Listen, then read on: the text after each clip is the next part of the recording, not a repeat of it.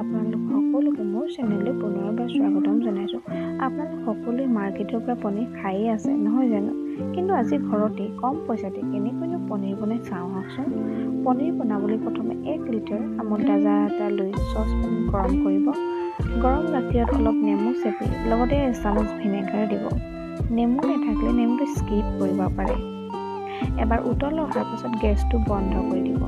তাৰ পাছত পাতল কাপোৰ এখন লৈ গাখীৰখিনি কাপোৰত লৈ তাৰ পৰা ভিনেগাৰৰ স্মেল যাবলৈ অলপ ধুই ল'ব।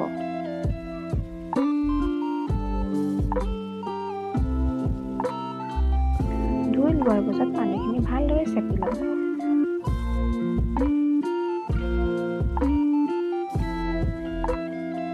চেপা হৈ যোৱাৰ পাছত অলপ চেপেটা কৰি তাৰ ওপৰত এটা গধুৰ বস্তু দি অভাৰনাইট থৈ দিব।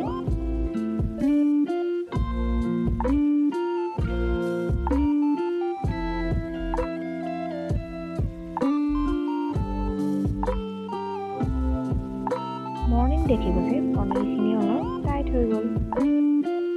তাৰ পাছত সৰু সৰুকৈ পনীৰখিনি কাটি ল'ব।